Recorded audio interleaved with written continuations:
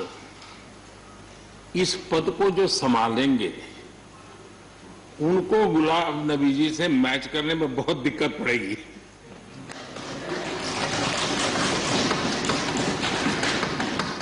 क्योंकि गुलाम नबी जी अपने दल की चिंता करते थे, लेकिन देश की और सदन की भी उतनी ही चिंता करते थे। ये छोटी बात नहीं है जी, ये बहुत बड़ी बात है जी। वरना अपोजिशन के लीडर के रूप में अपना दबदबा पैदा करना, ये सब मोह किसी को भी हो सकता है, लेकिन उन्होंने सदन से, मैं शरद पवार जी को भी इसी कैटेगरी में रखता हूं, वे सदन की और देश की चिंता को प्रायोरिटी देने वाले नेताओं में से रहे। गुलाम नबी जी ने बखूबी इस काम को निभाया है। मुझे याद है इस कोरोना काल में मैं एक फ्लोर लीडर्स की मीटिंग कर रहा था, तो उसी दिन गुलाम नबी जी का फोन आया कि मोदी जी ये तो ठीक है आप करते हैं, लेकिन आप एक काम कीजिए, सभी पार्टी लीडर्स की मीटिंग जरूर बुलाइए। मुझे अच्छा लगा कि उन्होंने पार्टी लीडर्स के साथ, सभी पार्टी अध्यक्षों के साथ बैठने का मुझे सुझाव दिया, और मैंने उस मीटिंग को किया भी, वो गुलाम नबी जी के सुझाव पर किया था। और मुझे कहने में, यानी इस प्रकार का संपर्क, और उसका मूल कारण है कि उनको दोनों तरफ का अनुभव रहा है, सत्ता दल का भी और विपक्ष का। 28 साल कार्यकाल, ये अपने आप में बहुत बड़ी बात होती है जी। बहुत साल पहले की बात है, शायद अटल जी की सरकार होगी, मुझे याद नहीं रहा।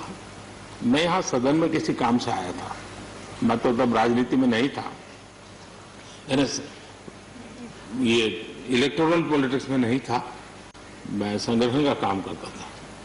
तो मैं और गुलाम नबी जी ऐसे ही लॉबी में गप्पे मार रहे थे, और जैसा पत्रकारों का स्वभाव रहता है, बराबर नजर लगाए बैठे थे कि ये दोनों का मेल कैसे हो सकता है। हम हंसी खुशी से बातें कर रहे थे, तो हम जैसे ही निकले तो पत्रकारों ने घेर लिया।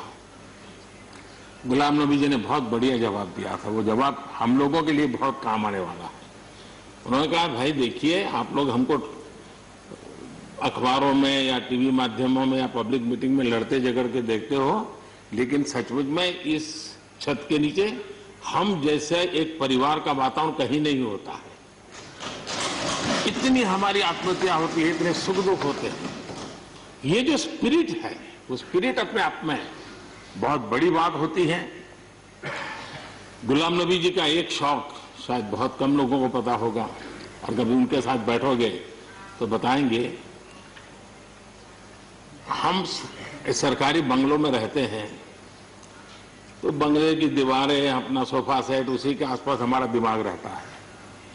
लेकिन गुलाम नबी जी ने उस बंगले में जो बगीचा बनाया है, यानी एक प्रकार से कश्मीर की घाटी की याद दिला दे, ऐसा बगीचा बनाया है। और इसका उनको गर्व भी है, वो समय देते हैं, नई नई चीजें जोड़ते हैं, और हर बार जब कंपटीशन होती है तो उनका बंगला नंबर 1 ले आता है। यानी अपने सरकारी जगह को भी कितने प्यार से संभालना, यानी बिल्कुल मन से उन्होंने इसको संभाला है। जब आप मुख्यमंत्री थे, मैं भी एक राज्य का मुख्यमंत्री के नाते काम करता था, हमारी बहुत गहरी निकटता रही इस कार्यकाल में। शायद ही कोई ऐसी घटना मिल सकती है कि जबकि हम दोनों के बीच में कोई संपर्क सेतु न रहा। एक बार गुजरात के यात्री, क्योंकि जम्मू कश्मीर में जाने वाले टूरिस्ट में गुजरात बहुत बड़ा नंबर रहता है, और टेररिस्टों ने पर हमला कर दिया, करीब 8 लोग शायद मारे गए। सबसे पहले गुलाम नबी जी का मुझे फोन आया।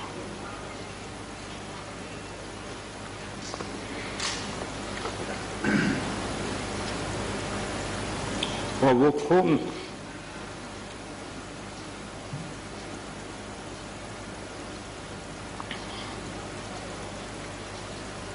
सिर्फ सूचना देने का नहीं था,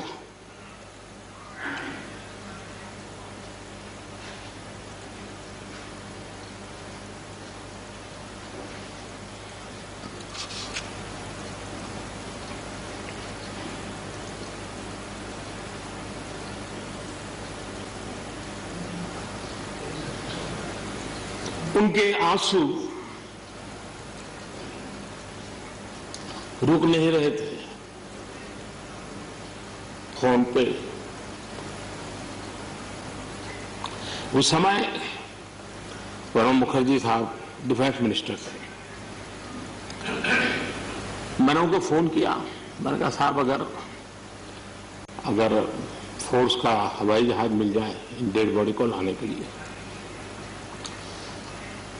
रात देर हो गई थी। प्रणब मुखर्जी साहब ने कहा आप चिंता मत कीजिए, मैं करता हूं व्यवस्था। लेकिन रात में फिर गुलाम नबी जी का फोन आया। वे एयरपोर्ट थे।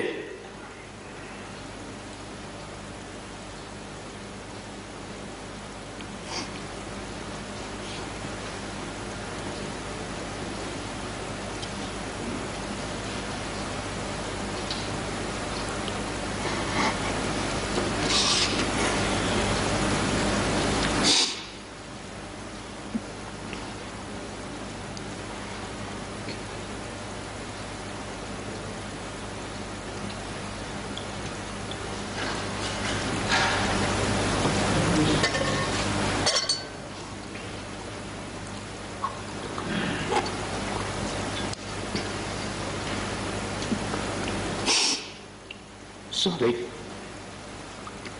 उस रात को एयरपोर्ट से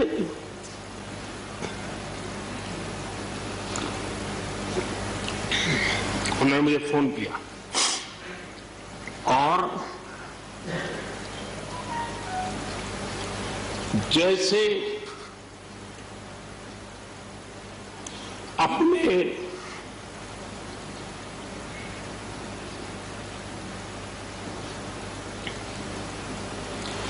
परिवार के सदस्य की चिंता करें,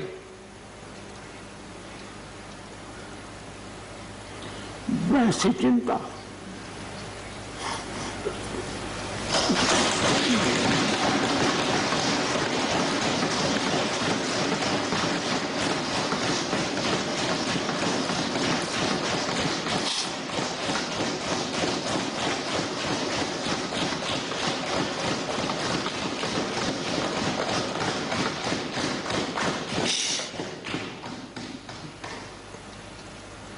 पद, सत्ता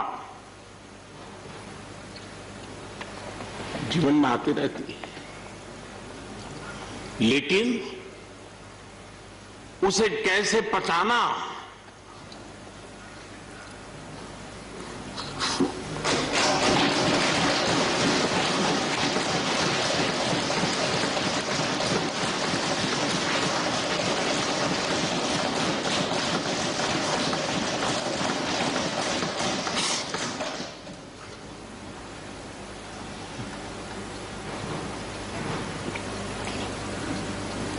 मेरे लिए बड़ा भावुक पल था।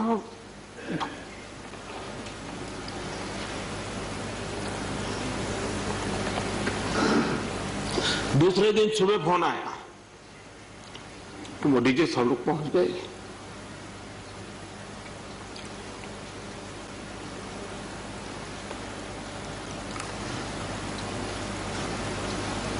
इसलिए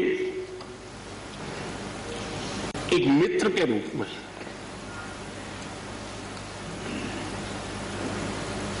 गुलाम नबी जी को घटना और अनुभव के आधार पर मैं आदर करता हूं।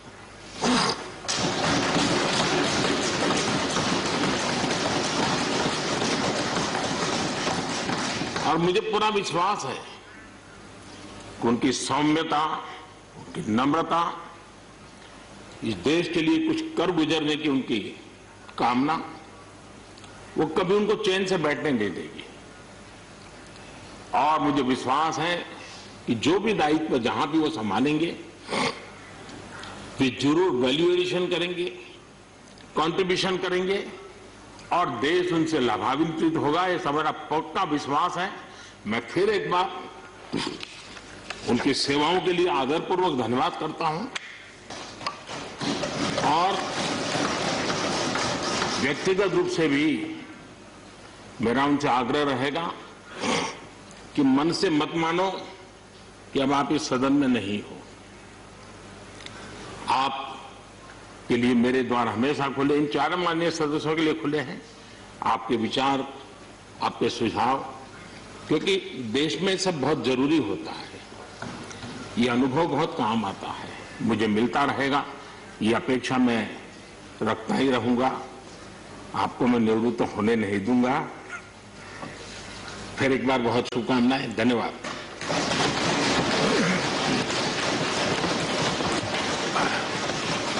धन्यवाद।